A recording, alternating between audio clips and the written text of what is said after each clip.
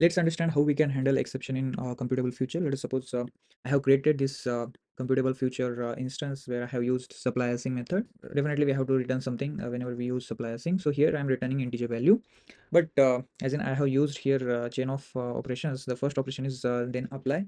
So here whatever the input that we get it, we can process on it and we can return anything from here. Okay, that's the use of this then apply.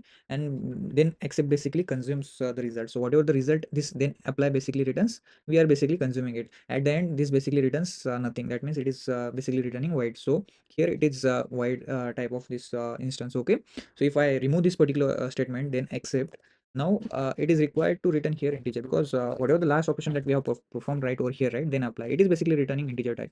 So we have to use here integer data type. Okay, so that's how things works basically here. So let's just go back again. Okay. Now when we try to run this code, right? So we were not having any problem with this one. We are not throwing any exception around all.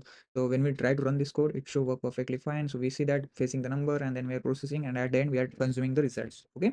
So whatever the number that we return from here, then basically we actually processed, we just tried getting the square of that number, and at the end we consume that result. Okay.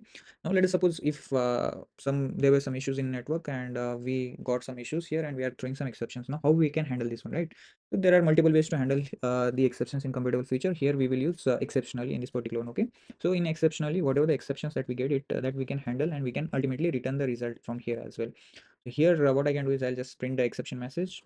Okay, so yes, we can use exceptionally, and whatever the exception that we are getting it, we can work on that one, and ultimately we can return uh, value from here. Okay, so since we are considering a void, so yes, I'm just returning null from here at the end. Now at any point in time, let's suppose if this condition gets fulfilled, so we are just basically handling the exception using this exceptionally. When we try to run this code currently, we notice that in the output, so exception basically it occurred while fetching the number. Okay, now let us suppose even if going ahead while processing on number, if there are any exceptions occurred, let us suppose let me uncomment this particular line. There also exceptionally basically handles the exception, and when we try to run this, so exception occurred while processing the number. That is something what we can notice right over here. Even at this stage as well, let's suppose while consuming the result, there also if we get any exception, it basically can handle that exception as well. Now when we try to run the code, we notice that at this point in time, fetching the number, processing, and at the end while printing that number, we got some exception. That is something what we handled it using this exceptionally. Okay, next video we will understand about handle async, and there are other ways also to handle exceptions. Those things we'll see it in next video. Thank you for watching.